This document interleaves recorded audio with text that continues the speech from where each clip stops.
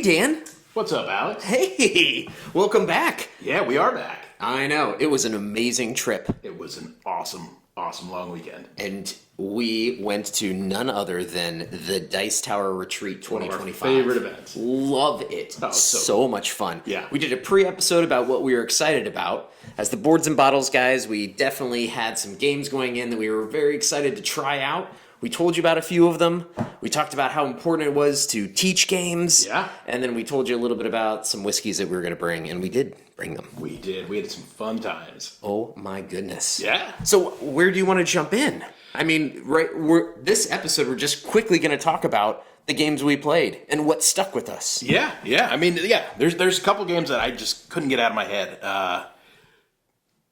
Where do you want to start? Oh my gosh. I have to start with, you went on Wednesday. You got in first thing on Wednesday morning, and I was so jealous because my wife Colleen went with me, and she was like, we have to get there. I loved it last time, so we have to get there Wednesday to make sure we get all the gaming in. Yeah. And then I had an event that I had to go to. Yep, adulting. I got there late on Wednesday, and he was relentless in sending me pictures of games he was playing and people he was seeing. I was living through that misery all day. Oh, it's insane too, because I think you need that Wednesday, because it's like you walk in and at first you're like, all right, let's game.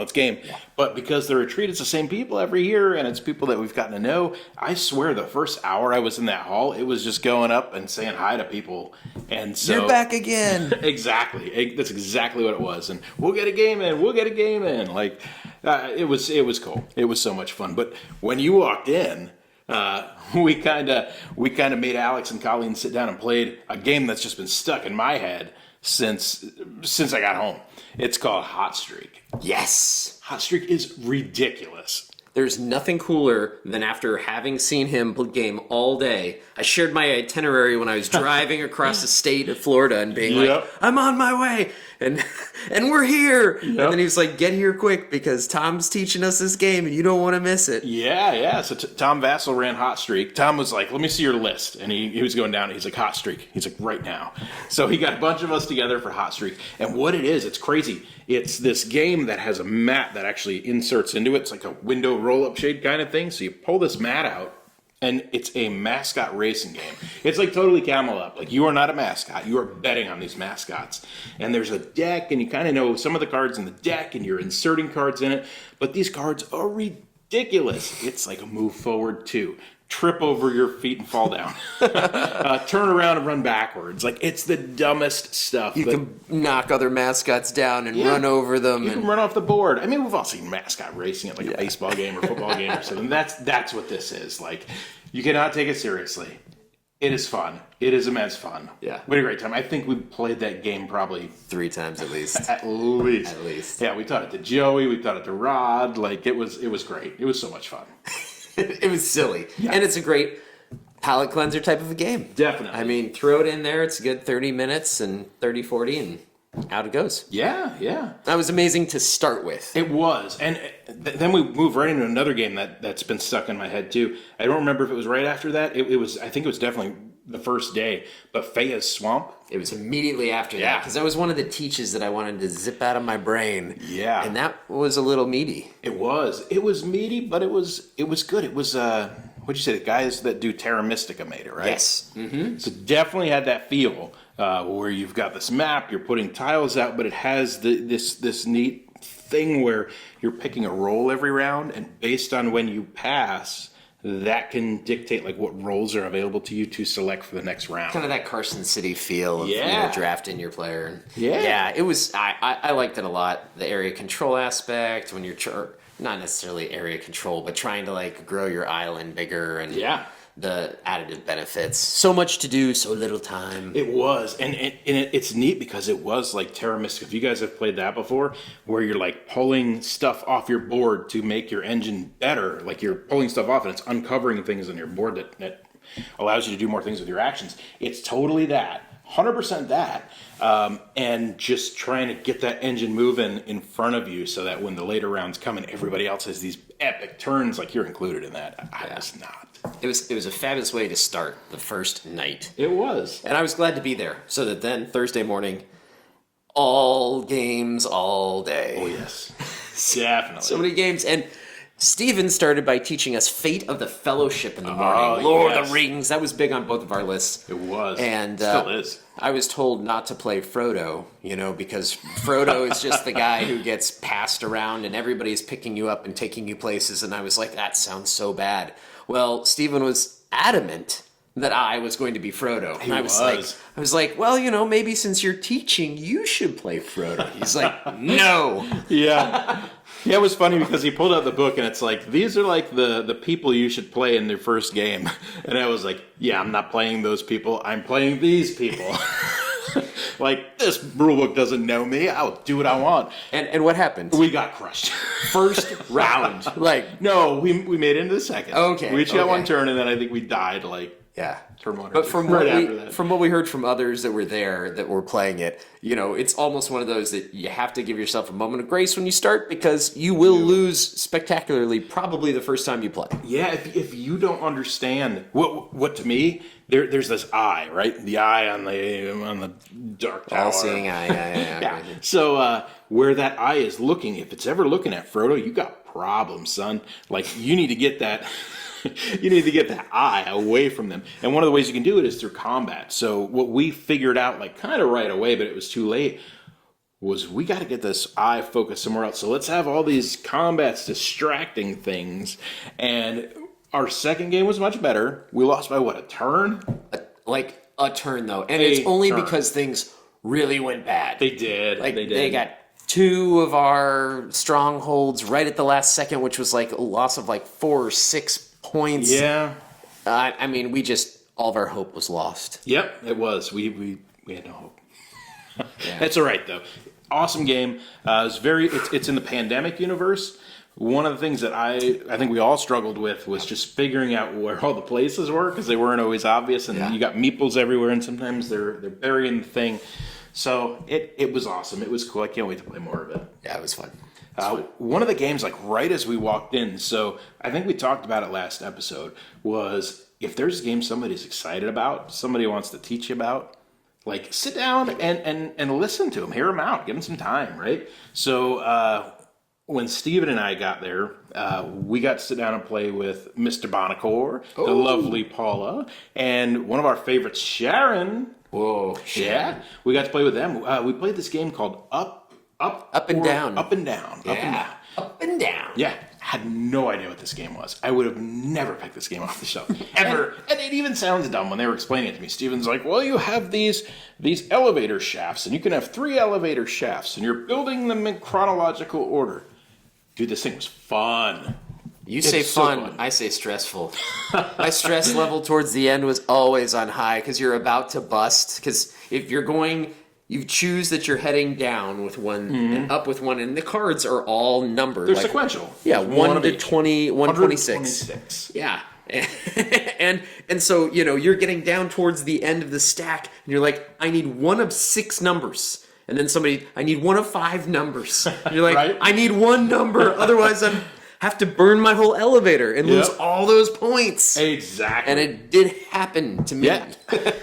And you can collapse the elevators voluntarily. The hard thing is there's a market of 6 cards that are out, and you're not playing cards in your hand, you're playing cards from this market. And the only way to play them is if you have a card, you've got to insert it between these cards, and you can take a card from either side of it. So it makes it really stressful, and you could have the perfect cards in your hand, but if there's junk out, that's going to make you blow up. Or if there's a card out that you need that you can't get to, that's equally as frustrating. There's something also very cool about the game, but we're not going to spoil it. But I'm just going to say, look at the art on the number 1 card and the number 126 card, because it takes you on a journey. And it does. It's very sweet. It is. It's an adorable lady. It's adorable. So anyways, try that one for yourselves, for sure. Give it a shot. It was really cool. So much better than it had any right to be. We played one of the games that you were excited to, Sanctuary. Oh, yeah. We got to that. I was excited on Thursday. Yeah, we found Sanctuary actually on the shelf. Yeah, so Sanctuary is that Arc Nova-based game, but it's just with hex tiles. So your map is much smaller, and it should be like a faster play. Mm-hmm. And I think it is. It gives you enough of the feel. I'm kind of on the fence with it though. Me too. Because I really just want to play the app. Right. Because the app goes quicker and it gives me all the good feelings of it. For that, I was just like, oh, this is weird, or I love this, and I don't know. I was going up and down with it. Same here. It's a little weird. I think one of the hardest parts about regular Arc Nova is getting your head around upgrading your actions, right? And so to me, if you can get rid of those card selection upgrading things, that makes for a much easier game. This is an easier game, but it still has those card upgrader things in it. And it's kind of weird to me. Like, I think it could have been even dumbed down further and it would have been better. Probably. But yeah, as complex as it is now, I think I'd rather just play Arc Nova. Or the app. Give it a try. It was fun. Yeah. I got in the game that I really wanted to play that's been out for 10 plus years. It's The Great Fire of London, 1666. I always see people playing it. Saw a couple people playing it there. We got our game in. It was fun. It was fun. I think I got most of the rules right. I don't know. We'll see. But it was fun. Yeah, it was. We were building fires everywhere all over London. Some of us were building fires. Some were putting it out. But hey, no judgment. Fire starter.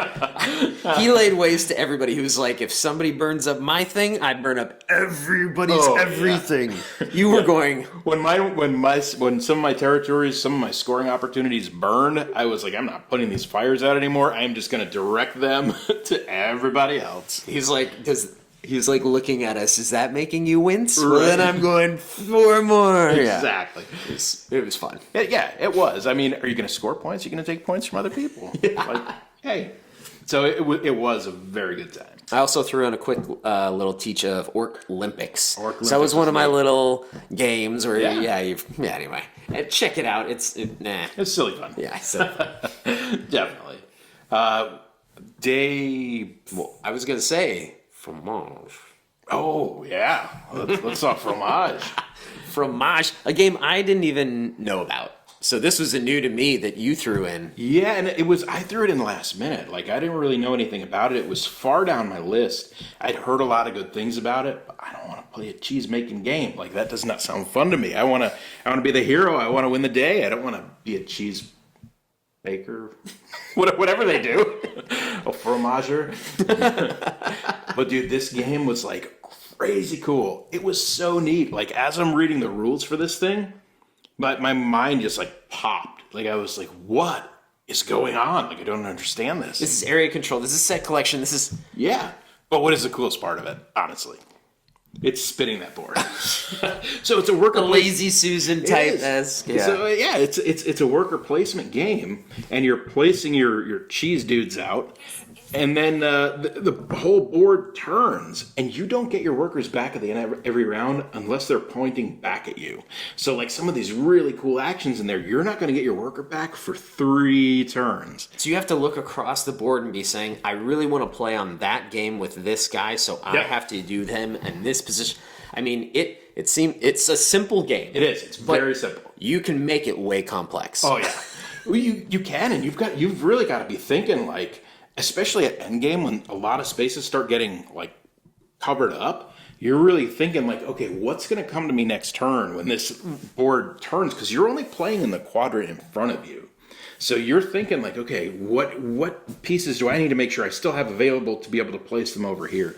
And you got like super cool viticulture type buildings that you can build. That's what I was thinking about it too. Yeah. Viticulture. That immediately came to mind. It's really fun. It was. I want to, as we're playing these games and we're hanging out with people, it was neat to catch up with a lot of our friends. And, we talk about games, we catch up with each other, but one of the things that we also like to do is find out what we're doing that's working, what we're doing that's not working on this channel. And one of the things our buddy Chappie had mentioned that he loved hearing about our infinity bottles. So I haven't played with mine a little bit, so just wanted to bring it out and give us something to talk about these last couple games and experiences with. Well, I think we also have to do a little bit of a cheers with this. Oh, definitely. A little bit of a toast. Because there's somebody who's so special to Dice Tower, has been wonderful for both of us always in our Dice Tower journeys. Absolutely. And that's Sharon. Sharon is truly amazing. She's been running the Dice Tower retreat years and years. Yeah. fabulous. I mean, she's done such a good job, and she's always there with a smile, always there to direct people and make your experience the best it can be.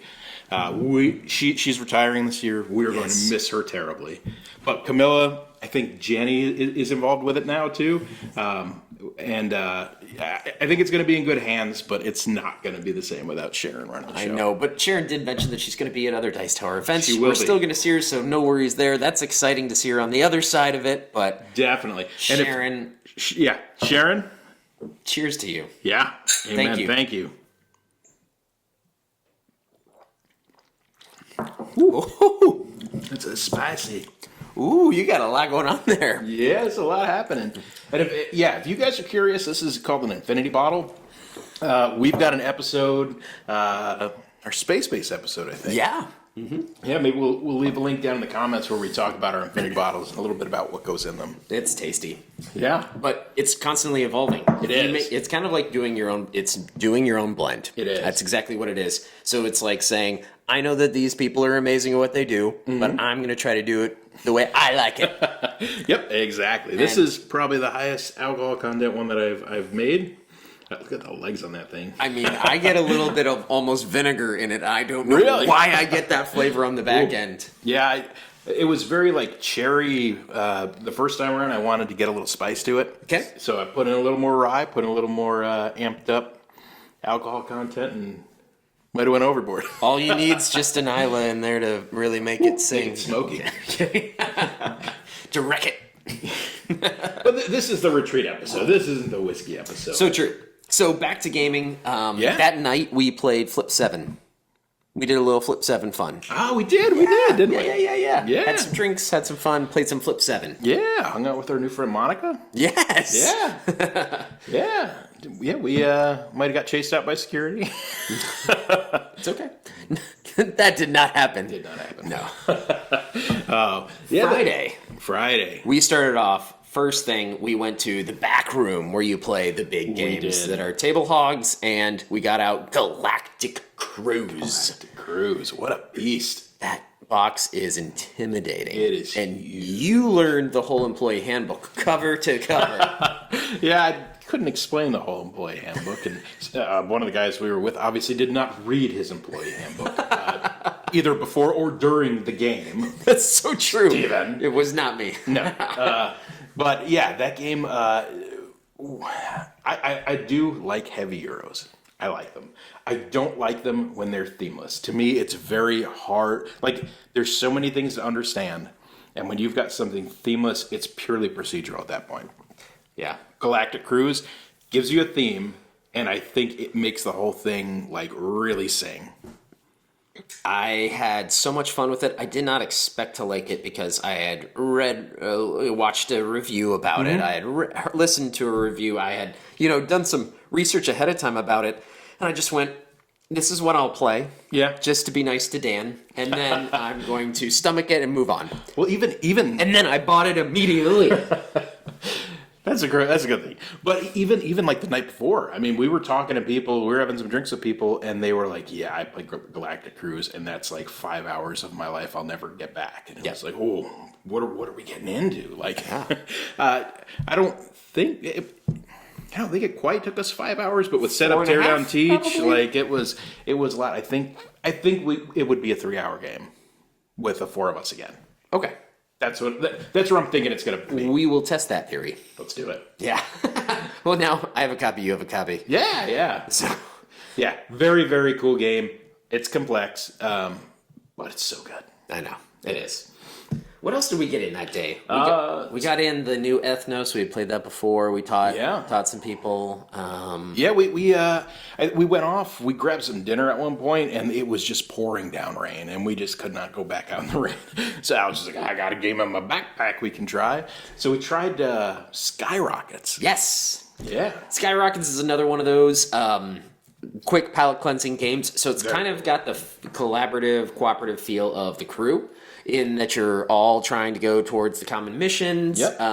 And there are cards that are revealed, but essentially it's just these little timers, these hourglass timers, that have the sand in them that you move, but they all have different fewer amounts of sand. Yeah, And different speeds. So yeah, so like I think one is like a minute and a half, and one is like 50 seconds or something like that. Yep.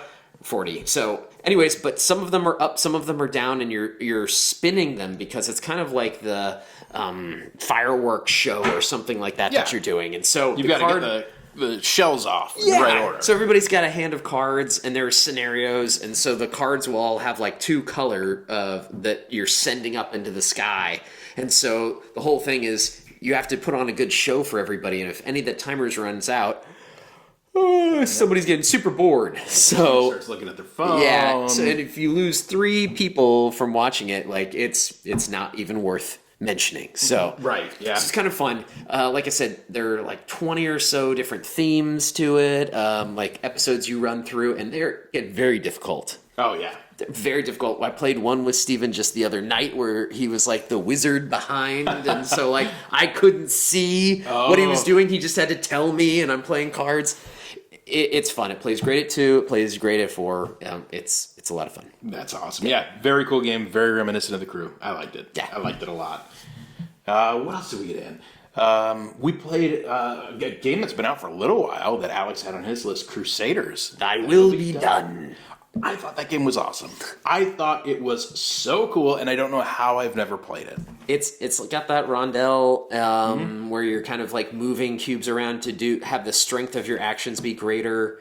There's the area control. You're building. You're upgrading your board. There's bad guys that are on the board that you've got to fight, and they get stronger as it goes on. Yeah. So, but it is as simple as it sounds, with just you do one thing on your turn and then it's someone else's. And that one thing is very simple. It's like move your worker, fight a guy, upgrade a tile. Yep. It is not difficult. It's not.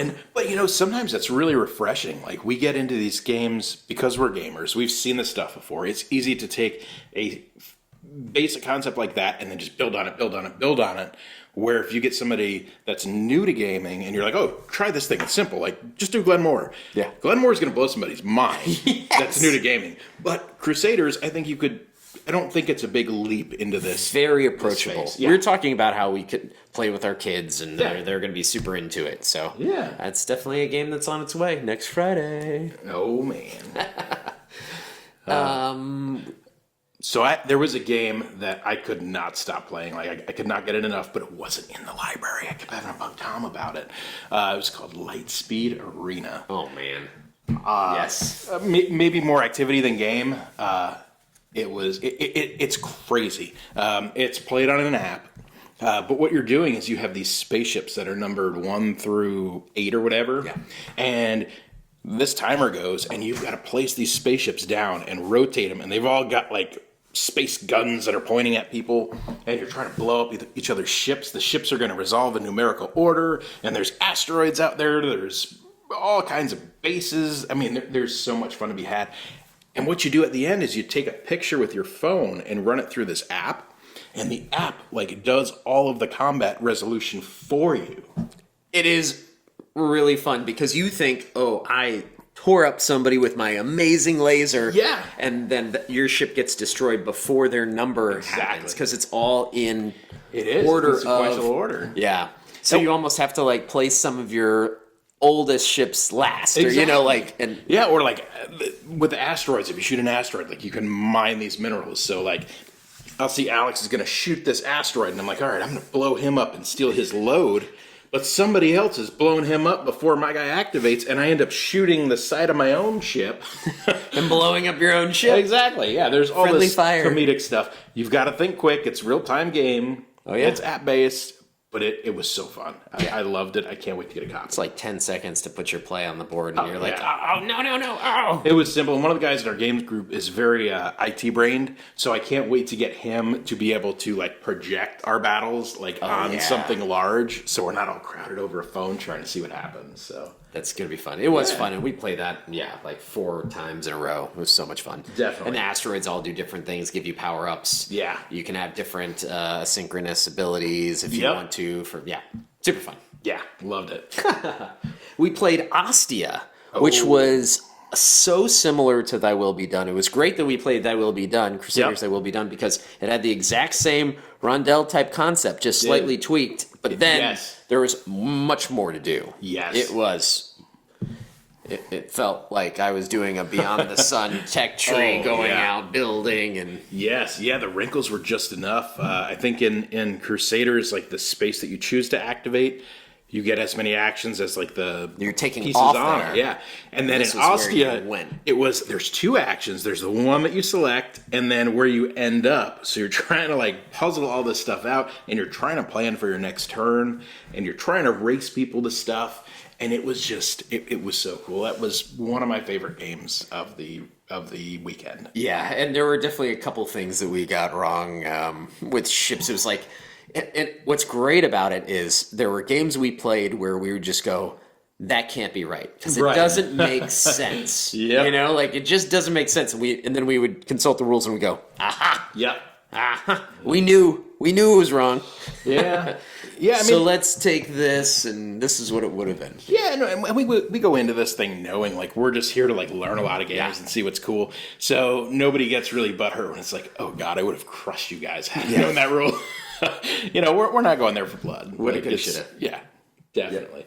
Ostia was great. Another one that I thought was really, really fun, which was probably my game of the weekend, was SETI. Yes. So I think we played that Saturday morning, and oh my goodness, that game was fun. It was beyond what I expected, and I had high expectations. We know it's been BGG top games. Yeah, a lot of people had their top game last year. So I was like, we'll give it a try. Scanning for aliens isn't probably my thing. Oh. And then, oh my gosh. Yeah. Is this game amazing? It is. So much to do, so much fun. I didn't even do the scanning for aliens that often. I just was landing on planets, discovering aliens. Oh, I know. I mean, it was so much fun. I think there's so many different avenues you can take into this thing because 2 of our players were definitely all about scanning. And then 2 of us were like, we are going to explore this galaxy. So it was really cool. And I think all of the strategies were valid, some more so than others. I think one of us ran away with the game. It was fun. It was fun. Super, super cool. And I think there's an expansion coming out for it. Cannot wait for it. Yeah. That's great. We tried Burgundy again. Yeah. Castles of Burgundy, because the amazing copy that they have at the Dice Tower, the deluxe. Fully loaded. Deluxe as it can get. Yeah, it's okay. Yeah. I'm happy keeping my old crusty copy. And I got Darwin's Journey in also. Oh, Darwin's Journey. You taught that as a awesome game right before we were leaving. Yeah. We got that, Endeavor Deep Sea, a little The Crew. We got some really good stuff in the morning. Just stuff that we know how to play. Darwin's was new to me, but you've played it. It had been on Colleen's list, so that was fun. It was. I like it. I could play it again. And again, I was surprised. Because I was like, everything I've read about this, not my kind of jam. And then, blown away. I was like, can we play it again? No, we got to leave? I know, right? I would have loved to get another play of that. And yeah, that was a good one. And that was one where there was a rule that we're like, that seems like really punishing. And we're like, oh, we're moving the boat before we should. So it's okay. It's okay. Yeah, it was all fun. That was super fun. Yeah. So all told, I think I had 32 plays, 24 games. Oh my goodness. I mean, I think 16 of them were new to me. Yeah. Overall, that is a staggering weekend. I don't care who you are. That was fabulous. And I said to Dan when we got back, this is my favorite yet as terms of games. Yeah. There really wasn't anything that was a super huge disappointment. No, not at all. I mean, I think we did a really good job going in of saying like, hey, here's some stuff we're interested in. And I don't think anything we played and we're like, meh, never need to see that again. Exactly. Maybe. That's what we don't need to talk about Rebel Princess. Well, Rebel Princess. Yeah. Skip it. That's Well, anyway, that was so much fun. We're already got our badges. I think I'm badge 68 or something. Yeah. Like so 112 or something like that. So next year we're gonna try the whole villa thing. Gonna do the villa. Yeah, getting fancy. Fancy. Love it. Well, thank you to everybody at Dice Tower. Truly, we're going to miss you, Sharon, in your capacity in that, but we're excited to game with you. Yeah. And thank you to everybody who we got a chance to game with. And please let us know what you're excited about for the next retreat. Let's talk I've already got my 2026 list going. All right, what do we say, Dan? Let's game hard and drink responsibly. Cheers, folks. Cheers.